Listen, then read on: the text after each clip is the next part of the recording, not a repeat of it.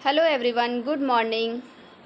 चलिए आज की न्यू टॉपिक स्टार्ट करते हैं। स्टार्ट करने से पहले अगर आप मेरे चैनल में न्यू हैं तो प्लीज़ मेरे चैनल को सब्सक्राइब करिए, लाइक करिए और बेल आइकन ज़रूर प्रेस करिए ताकि मेरी न्यू वीडियो की नोटिफिकेशन आपको सबसे पहले मिले। तो चलिए स्टार्ट करते हैं। आज की जो टॉपिक है, टॉपिक का नाम है बिजनेस इन्वायरमेंट। ठीक है, तो ये जो बिजनेस इन्वायरमेंट है, आप देख रहे हो कि ये दो वर्ड्स से मिलके बना है। एक है आपका बिजनेस, ठीक है, और आपका एक है इन्वायरमेंट। तो बिज़नेस क्या है? आप लोग तो बिज़नेस के बारे में जानते ही होंगे। बिज़नेस मतलब क्या? कोई भी एक छोटे मोटे बिज़नेस करते हैं तो इसका मेन मोटिव क्या होता है? बिज़नेस करने का मेन मोटिव क्या है कि उनको क्या है, प्रॉफिट अर्न करना है, उनको पैसे चाहिए। तो वो क्या करते हैं, कोई भी बिज़नेस करते हैं, छोटा मोटा दुकान लगाते या कोई भी, तो वो आपका बिज़नेस के अंडर आ जाएगा। बिज़नेस तो बिज़नेस है ये।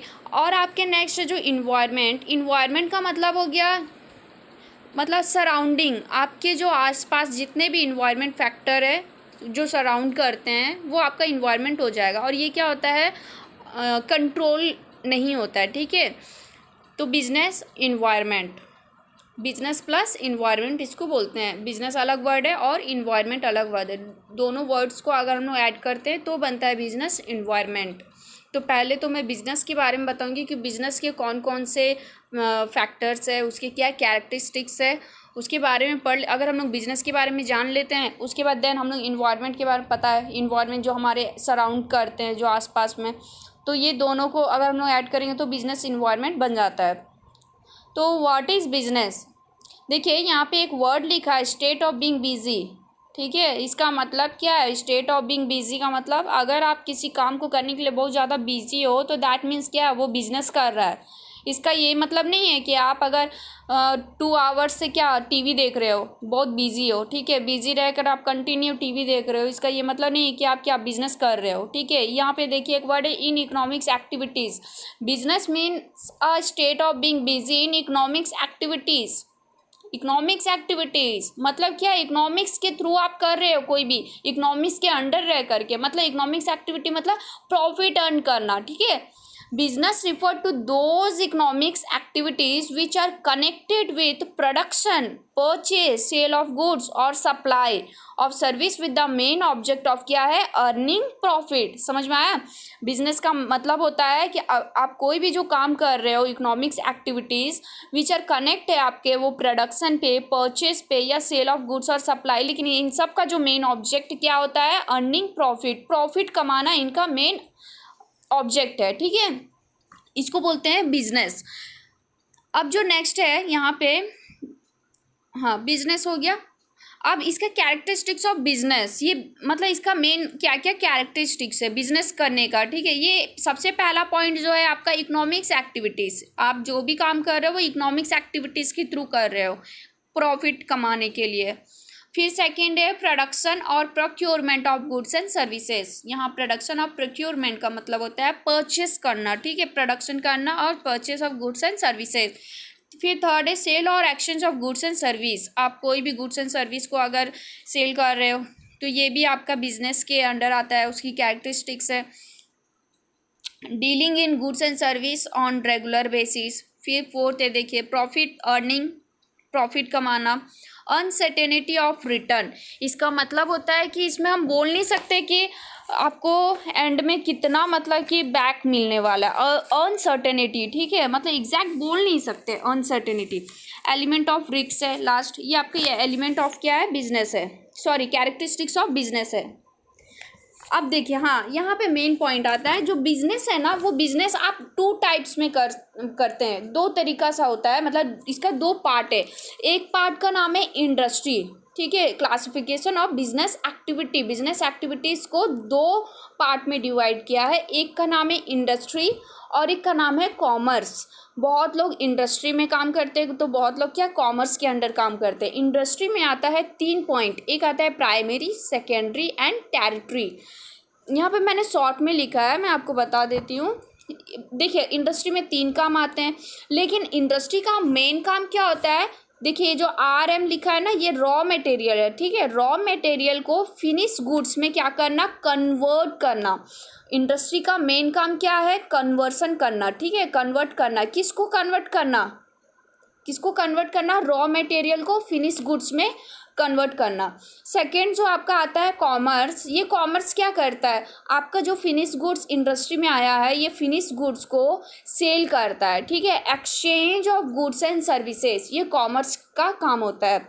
तो अब समझ में आ गया क्लासिफिकेशन ऑफ बिजनेस में क्या आता है आपका, दो पार्ट है, एक इंडस्ट्री और एक कॉमर्स। इंडस्ट्री में 3 पार्ट, इंडस्ट्री के अंदर कौन कौन से काम होते हैं, एक प्राइमरी आता है, प्राइमरी इंडस्ट्री, सेकेंडरी इंडस्ट्री और टेरिटरी इंडस्ट्री। इसका जो मेन काम होता है रॉ मटेरियल को फिनिश गुड्स में बदलना, और कॉमर्स में क्या होता है, इस फिनिश गुड्स को क्या करना, सेल करना, ये है कॉमर्स का। अब यहाँ आते हैं बिजनेस इन्वायरमेंट, ठीक है। यहाँ तो आपको बिजनेस तो यहाँ तक तो समझ में आ गया है ना, बिजनेस क्या है। अब आते हैं मीनिंग ऑफ बिजनेस इन्वायरमेंट, ठीक है। मैंने ना बिजनेस इन्वायरमेंट के बारे में डेफिनेशन और मीनिंग्स नहीं लिखा है क्योंकि बहुत ज़्यादा लिखा हुआ है, मैं सिर्फ पढ़ा दूंगी। बस मैंने छोटा सा पॉइंट लिख दिया कि बिजनेस इन्वायरमेंट कॉम्बिनेशन है किसका, इंटरनल एंड एक्सटर्नल। मैं एक और वीडियो बनाऊँगी जिसमें मैं internal environment and external environment के बारे में पूरा डिफाइन करूँगी, ठीक है। तो चलिए सबसे पहले पढ़ते हैं मीनिंग ऑफ बिजनेस इन्वायरमेंट। ये 2 वर्ड यहाँ लिखा है, एक है आपका इंटरनल और एक है आपका एक्सटर्नल। ये दोनों का क्या है, कॉम्बो है, कॉम्बिनेशन ऑफ, ठीक है। तो यहाँ पे पढ़ते हैं business environments can be defined as the combination of internal and external factor that influence a company operating situation. The business environment can include factors such as clients and supplier, competition and owners, improvement in technology, law and government activities, and market, social and economic trends. Business environment literally means all those aspects that have a bearing on the business, such as strength, weakness, internal power, relationship and orientation of the organization, government policy and regulation, nature of the economics and economics condition, socio-culture factors, demographic trends, natural factors and global trends, and cross-border development. Business environment play a key role in shaping the business decision and strategy of a firm. ये जो इतना सारा words लिखा है ना, socio culture, फिर आपका government policies आ गया है, डेमोग्राफिक आ गया है, नेचुरल आ गया है, इकोनॉमिक्स कंडीशन आ गया, ये आपको ना एक्सटर्नल एंड इंटरनल जो लिखा हुआ है ना, ये आपकी एक्सटर्नल का मतलब कि मेन पार्ट सब यहाँ पे दिया हुआ है, ठीक है। अब यहाँ पे एक मेन है the opportunities and threats for a business come mainly from its external environment, ठीक है। मेन जो बिजनेस इन्वायरमेंट होता है ना, इसके अंदर मेन काम होता है आपका एक्सटर्नल का ही काम होता है, इंटरनल का कोई काम नहीं है यहाँ पे। लेकिन फिर भी इसको क्या किया है, इंक्लूड किया हुआ है इस बिजनेस इन्वायरमेंट में। लेकिन अगर इसको देखा जाए ना तो बिजनेस इन्वायरमेंट क्या है आपका, एक्सटर्नल फैक्टर ही इसमें आता है। इसीलिए यहाँ लिखा हुआ है कि यहाँ पे the opportunity and threats for a business come mainly from its external environment which include factors like economics हो गया, पॉलिटिकल आ गया, टेक्नोलॉजिकल आ गया एंड सोशल, ये सब आपका एक्सटर्नल फैक्टर है। द इंटरनल फैक्टर क्या आ जाएगा, like managerial capability, efficiency, resource utilisation, make an organisation strong और वीक। ये आपका एस और डब्लू मतलब मैं समझा रही हूँ, जो स्ट्रेंथ है और आपका वीकनेस है, ठीक है। आपकी स्ट्रेंथ और आपकी जो वीकनेस है वो आपका क्या है, इंटरनल है, वो आपके अंदर में है स्ट्रेंथ और वीकनेस। और आपका जो एक्सटर्नल फैक्टर होता है ना, वो आपका अपॉर्चुनिटी आता है, ठीक है। ये आपका अपॉर्चुनिटी आता है और एक आता है थ्रेट्स। इसी को स्वॉट एनालिसिस करके भी एक टॉपिक है, ठीक है। तो इंटरनल में आपकी स्ट्रेंथ और वीकनेस देखी जाती है और एक्सटर्नल में क्या, अपॉर्चुनिटी एंड थ्रेट्स देखा जाता है। उसके बाद आपको बताते हैं, यहाँ पे देखिए कैरेक्टरिस्टिक्स ऑफ बिजनेस इन्वायरमेंट लिखा है, मतलब बिजनेस इन्वायरमेंट के कौन कौन से कैरेक्टरिस्टिक्स है। सबसे पहले में लिखा है इन्वायरमेंट इन कॉम्प्लेक्स, ठीक है। इसका मतलब क्या है, मतलब कि ये कंटिन्यू क्या होता है ना, चैलेंजिंग रहता है, continue. Business environment is complex because it is continuously expose to countless challenges like technology disruption, global competition, leadership changes, shifting economic, social and regulatory condition, it is very stressful. ये बहुत ही ज़्यादा क्या stressful है for a firm to survive and prosper in such an environment. ठीक है, पहला characteristics है आपका। फिर सेकेंड में आता है, देखिए, इन्वायरमेंट इन डायनामिक। मतलब क्या होता है डायनामिक का मतलब होता है चेंजिंग होना, बार बार। ठीक है, बार बार क्या होना, चेंज होना। तो ये चेंज किस तरह का होगा? Both the internal and external environment of business are highly dynamic और vibrant owing to the following. Customer preferences keep evolving. Customer की जो प्रेफरेंस है क्या होती है, हमेशा चेंज होती रहती है, वो एक जैसा थोड़ी रहता है। फिर new competitors enter the market, और मार्केट में आपकी न्यू कंपिटिटर्स भी आते रहते हैं, चेंज होते रहता है इसमें भी। Arise of novel technology, new marketing channel, new resources, new policy, changing demography रहता है। ठीक है, ये है आपका सेकेंड, इन्वायरमेंट इन डायनामिक, मतलब चेंज होते रहना। फिर है आपका रिलेटिविटी। मतलब इसका मतलब देखिए, पहले पढ़ती हूँ। Business environment is related to the local condition and this is the reason as to why the business environment occurs to be diverse in different countries and different even in the same country at different places. मतलब कि अलग अलग तरीक़ों से क्या करता है, affect करता है बिजनेस को। इसको बोलते हैं रिलेटिविटी।